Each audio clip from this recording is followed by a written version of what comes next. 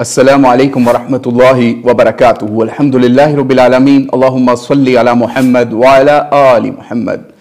28 अगस्त 2013 जो कि मौलाना इसहाक रहमतुल्लाह की वफ़ात का दिन है,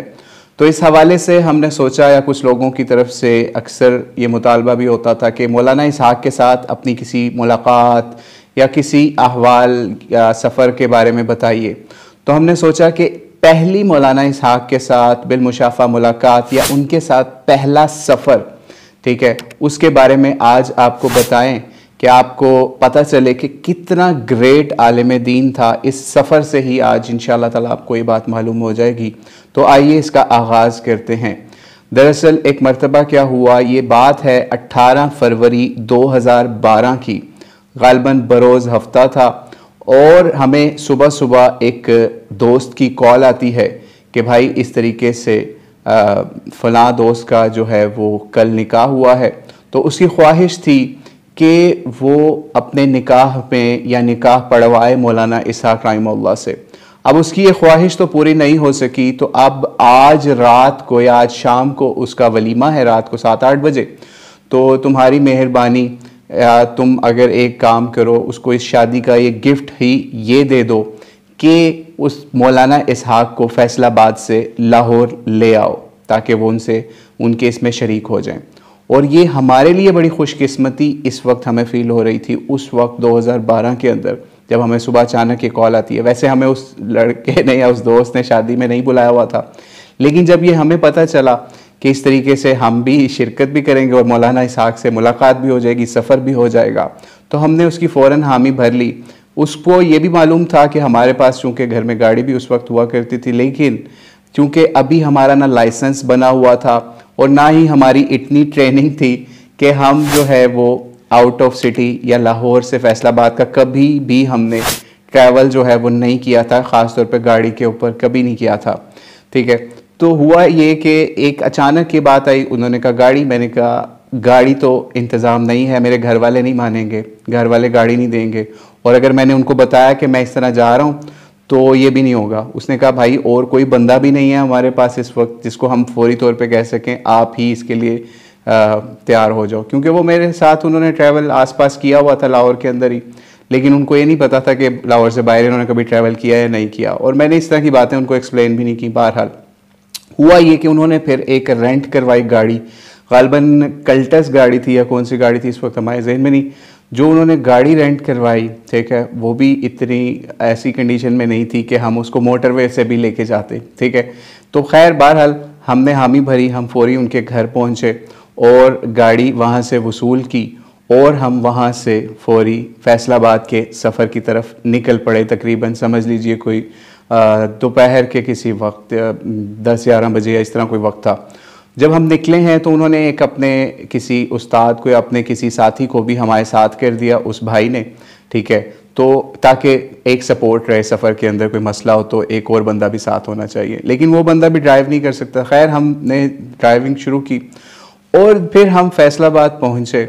और ये पता चला कि फैसलाबाद के अंदर जब हम पहुँचे तो पता चला मौलाना इसहाक उस वक्त घर पर नहीं थे, बल्कि वो अपने ही किसी रिश्तेदार का या गालिबन नवासी का, या हमें एग्जैक्ट नहीं इस वक्त याद कि वो कौन सा रिश्ता था जिनका वो निकाह या शादी को अटेंड करने गए हुए थे। खैर हम सीधे ही वहाँ से, जब पता चला कि शादी हॉल में जाना है, सीधे शादी हॉल में पहुँचे। वहाँ पे मेहमान या और लोग कितार बनाए हुए खड़े हुए, और हम वहाँ से मौलाना इसहाक को मिलते हैं और उनको वसूल करके वहाँ से निकल जाते हैं। और आप ये सोचिए कि वो जिस भाई ने इनको बुलाया था मौलाना इसहाक को, इनका ज़्यादातर कॉल्स पर रब्ता था मौलाना इसहाक के साथ, या फिर कुछ मुलाकातें भी इस शादी या इस निकाह वलीमे से पहले हो चुकी हुई थी, और हमारे साथ उनकी पहली मुलाकात थी। ठीक है, इस तरीके से समझ लीजिए हम उस वक्त अजनबी थे। लेकिन जब मौलाना इसहाक से हमने पहली मुलाकात की तो ऐसा लगा कि पता नहीं कितने सालों से मौलाना हमें जानते हैं। ठीक है, यानी इतने खुलूस और इतनी मोहब्बत से उन्होंने हमें वहाँ पे वेलकम किया। खैर हमारे पास भी टाइम कम था तो क्योंकि हमने शाम से पहले वहाँ पहुँचना था, तो खैर हमने फौरी मौलाना इसहाक को वसूल किया वहाँ शादी से, और हम उनको गाड़ी के अंदर बिठा के निकल पड़े। रास्ते के अंदर 1-2 जगह पे गाड़ी ने कुछ मसला भी किया, कोई हीट अप या कोई इशू हुआ उसका। ठीक है, खैर अल्लाह का शुक्र, अल्लाह करते हम सफ़र के वहाँ फैसलाबाद से दोबारा लाहौर के लिए निकल पड़े। मौलाना इसहाक के साथ सफ़र के अंदर भी कुछ ऐसे हमारे उनसे सवाल जवाब भी चलते रहे और उनकी हम बातें भी सुनते रहे। ठीक है, मौलाना इसहाक पीछे बैठे हुए थे, मैं और एक साथी जो हैं वो साथ बैठे हुए थे आगे वाली सीटों पे, क्योंकि ड्राइव मैं कर रहा था तो मौलाना इसहाक साथ पीछे बैठे हुए थे। तो हुआ ये कि हम बातें कर रहे थे और उधर से असर का वक्त जो है वो दाखिल हो चुका था। जब हम मौलाना इसहाक को लेके निकले तो रास्ते के अंदर जीटी रोड के ऊपर से, क्योंकि हम आ रहे थे वापस लाहौर, तो असर की नमाज का वक्त जो है अव्वल वक्त दाखिल हो चुका था। ठीक है, हुआ ये कि हम बातें करते करते कुछ देर खामोश हुए कि यार मौलाना को ज़्यादा तंग नहीं करना चाहिए, रेस्ट ही कर लें कुछ गाड़ी के अंदर ही। पहले ही वहाँ शादी भी अटेंड किया, अब हम इनको लाहौर लेके जा रहे हैं। तो खैर वो भाई भी खामोश हो गए, कुछ देर हम भी खामोश हो गए। पीछे से मौलाना इसहाक की भी खामोशी हो गई। हम समझे सो रहे हैं पीछे, लेकिन जब अचानक पीछे मुड़ के देखा तो वो बंदा पीछे नमाज पढ़ रहा था गाड़ी के अंदर बैठ के। ठीक है, गाड़ी के अंदर उन्होंने नमाज अदा कर ली। खैर नमाज जब हो गई तो उसके बाद हम आगे एक जगह पे फ्यूल स्टेशन था या कोई ऐसी जगह थी, तो वहाँ रुके और हमने कहा मौलाना हमने इस तरीके से आइए नमाज पढ़ते हैं असर की, क्योंकि वक्त तो गुजरने वाला है। तो मौलाना इसहाक ने फिर हमें बताया कि बेटा ये वो जो मैंने नमाज गाड़ी में नमाज पढ़ता हूँ, असर की नमाज मैंने गाड़ी में ही अदा कर ली थी और क्या मालूम कि आगे क्या बनता, तो इसलिए मैंने पहले ही अदा कर ली थी। खैर उन्होंने वहाँ पे भी कोई गालबन नवाफिल अदा किए या जो भी किया वो हमें इस वक्त ज़हन में नहीं, लेकिन हमने वहाँ फिर असर की नमाज़ पढ़ी और उससे हमें ये लेसन भी मिला कि नमाज असल में वही है जो अव्वल वक्त के अंदर आपको एक टेंशन सवार हो जाए कि यार अल्लाह ताला का बुला हुए का वक्त आ गया और हमने फौरी हाजिर होना है। चाहे आप सफ़र में हो, चाहे हज़र में, जहाँ मर्जी हो, हवा में हो चाहे ज़मीन पे हो, आपको अपनी जो इस्तात है उसके ऊपर फौरी नमाज अदा कर लेनी है। तो खैर ये मौलाना इसहाक का इसी हवाले से आगे भी चल के आपको इस हवाले से वाक़या एक बताएंगे। तो खैर मौलाना इसहाक का ये बहुत ही ग्रेट उनकी चीज़ कि वो नमाज के बारे में, नमाज को कोई हल्की चीज़ नहीं लेते थे। खुतबात भी आप उनके सुने, खुतबों के अंदर भी नमाज की इंपॉर्टेंस की तरफ जोर दिया करते थे, लेकिन नमाज को प्रैक्टिकली भी इतना हल्का नहीं लिया करते थे कि अच्छा वहाँ पहुँच के पढ़ लेंगे, अच्छा वहाँ पहुँच के पढ़ लेंगे, टाइम वहाँ भी बड़ा हमें मिल जाएगा। नहीं, अव्वल वक्त के अंदर वो नमाज फौरी अदा कर लिया करते थे, चाहे कोई भी जगह पे नमाज का वक्त पेश आ जाए। खैर हम उनको लेके लाहौर जब लाहौर पहुँचे तो पता ये चला कि वहाँ पे कोई वीडियो रिकॉर्डिंग का कुछ भी इंतज़ाम नहीं है। यानी शादी के ऊपर वो जो जिस लड़के की शादी थी उसने वहाँ पे अपनी शादी के ऊपर वीडियो का भी कोई इंतज़ाम नहीं किया हुआ था। ठीक है, यानी वलीमे की सेरेमनी में। खैर वहाँ पे खैर वो जब आए तो हमने फिर ये सोचा कि हम खुद अपने हाथ से मोबाइल से वीडियो बना लें। तो वो एक वीडियो हमने फिर उस वक्त गालिबन कोई नोकिया का मोबाइल होता था हल्का फुल्का, उससे हमने मौलाना इसहाक की फिर वीडियो बनाई।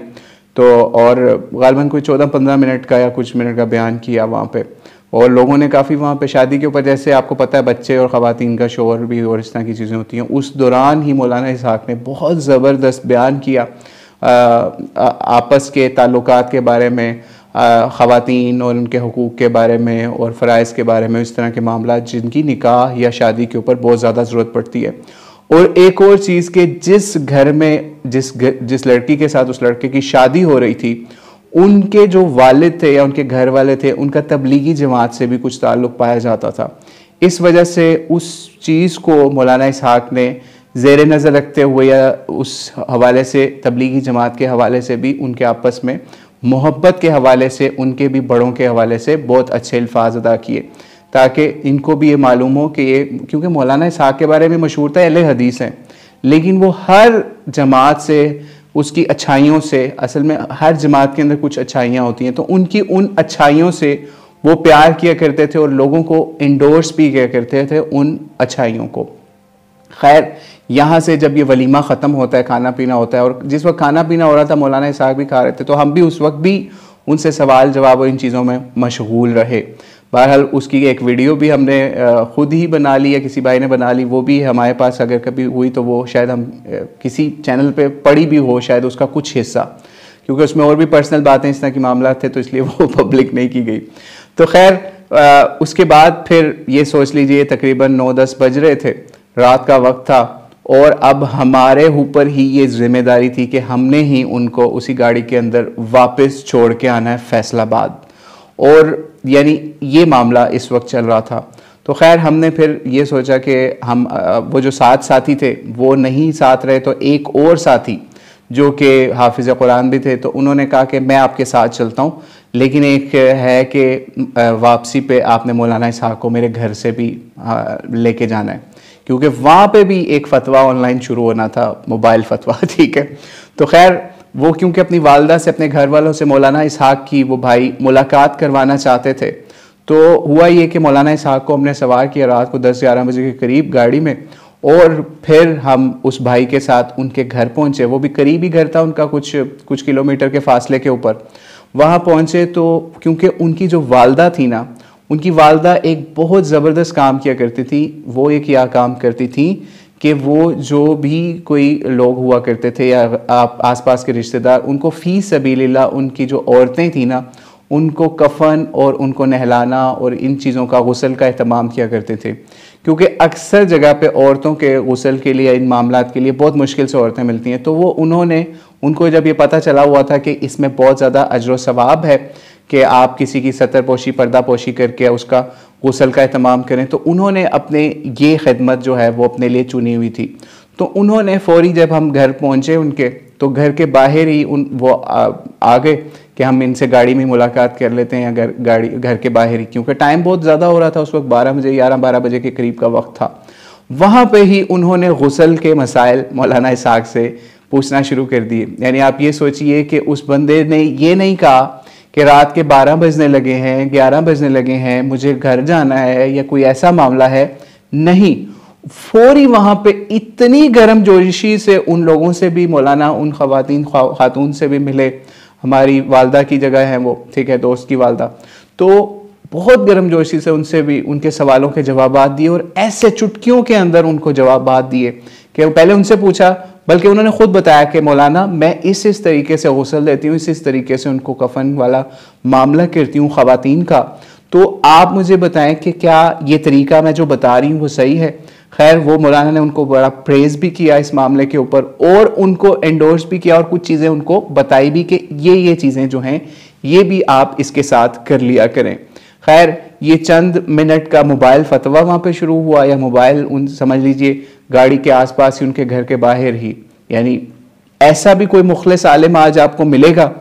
कि जो कि सुबह से निकला हुआ और रात तक वो मोबाइल फतवे के ऊपर इस वक्त चल रहा है। यानी जो बंदा उनको रोकता है पूछने लग जाता है। शादी के ऊपर भी यही मामला रहा, ठीक है, फिर उसके बाद अब ये रवानगी के ऊपर भी ये मामला हो रहा है। यानी उन्होंने ये बिल्कुल 1% नहीं कहा कि बेटा मुझे देर हो रही है, मुझे घर छोड़ाओ, या कोई ऐसा मामला नहीं।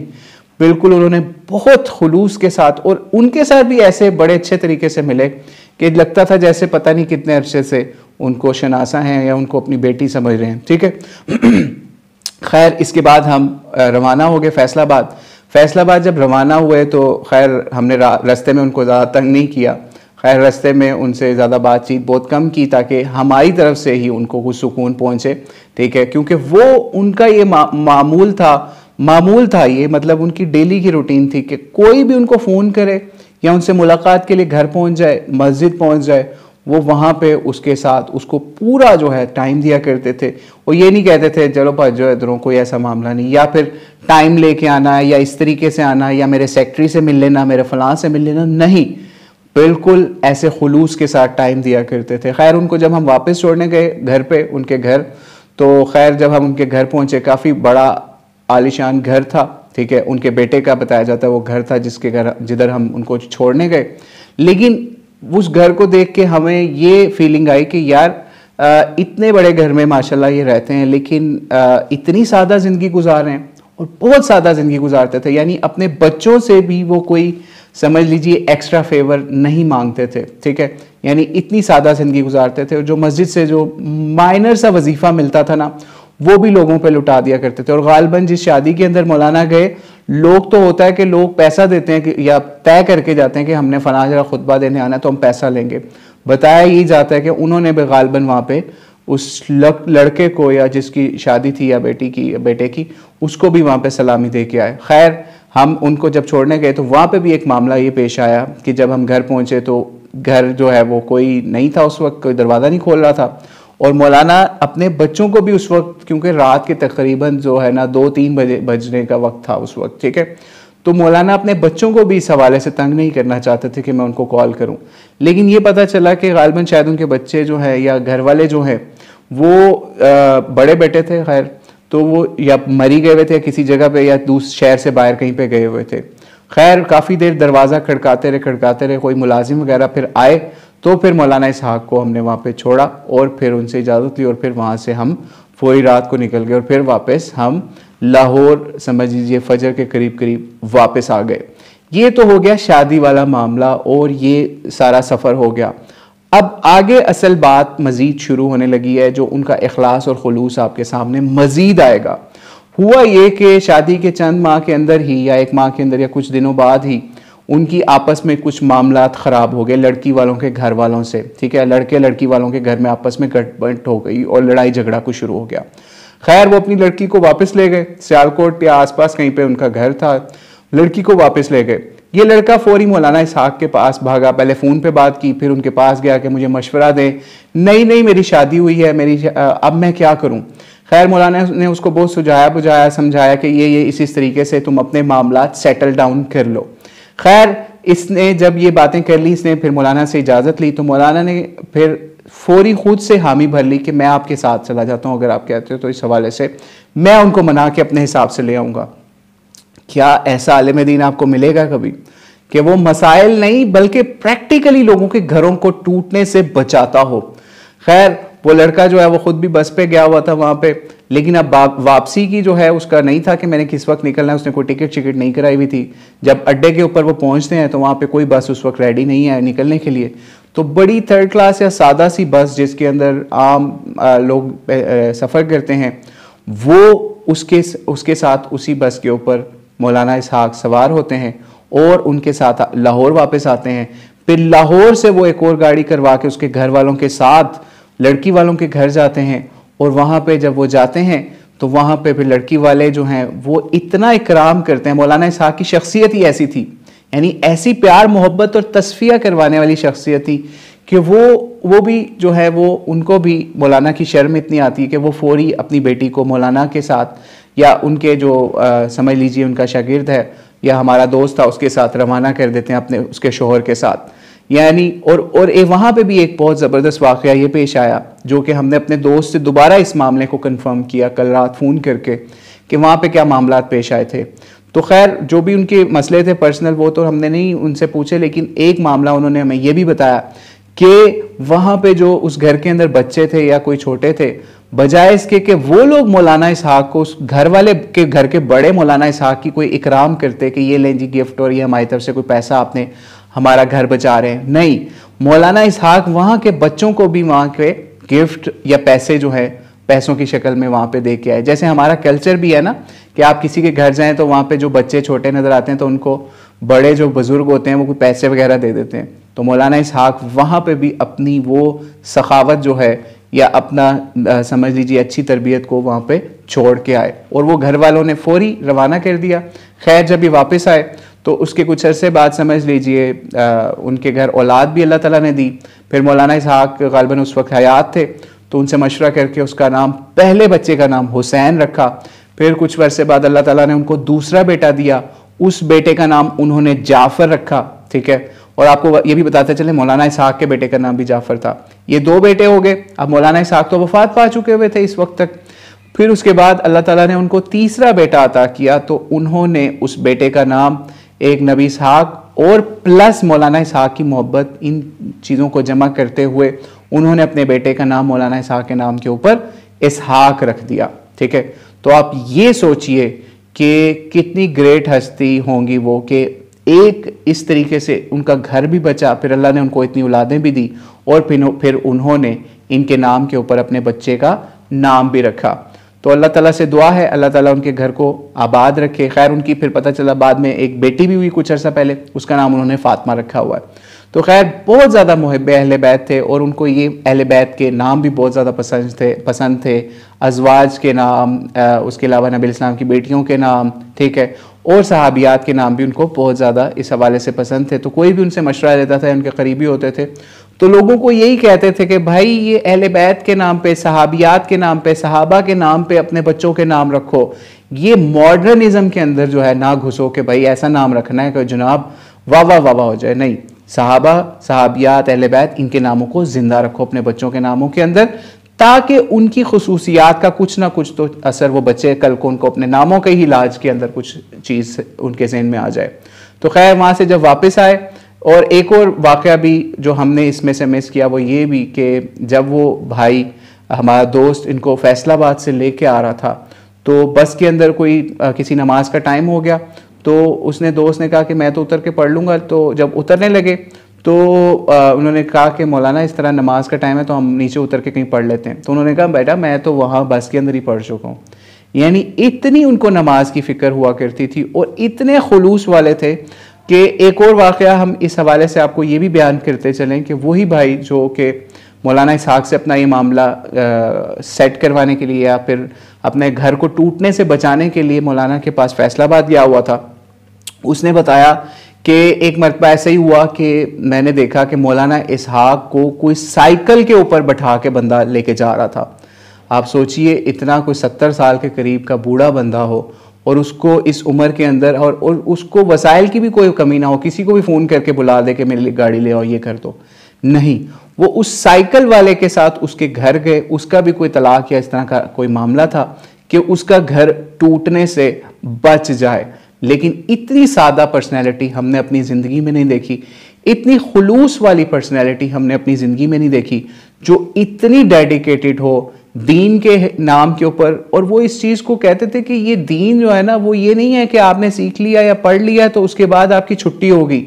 असल काम आपका आज ही शुरू हुआ है और अब आपके ऊपर ये जिम्मेदारी है जो आपने हासिल किया वो अब आपने लोगों तक पहुंचाना है। और वो इस तरह से कि हम कई वाक़यात ऐसे भी हैं कि हमने एक दफ़ा लाहौर के अंदर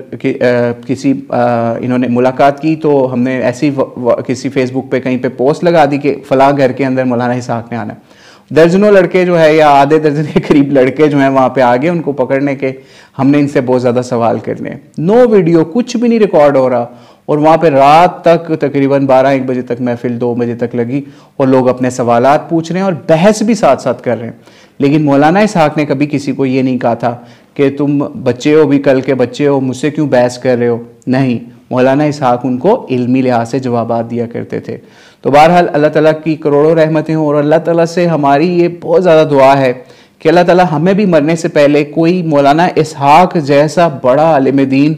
इल्म वाला और उससे भी बढ़कर इतने इखलास वाला, इतनी सादगी वाला बंदा कोई अल्लाह ताला हमें दिखा दे कि जिससे हम भी कोई फैज़ हासिल करके इस चीज़ पे चल सकें। यानी एक आपको आखिरी बात बताते चले कि ये जो मौलाना इसहाक की सखावत थी ना, चाहे वो बच्चियों की शादी करवाने के हवाले से आप जितने खुद बात सुन लें, आखिर के अंदर बच्चियों की शादी के हवाले से अपील हुआ करती थी। अपने लिए कोई अपील नहीं किया करते थे कि मुझे पैसे दे दो, नहीं, वो बच्चियों की शादियों के लिए अपील किया करते थे।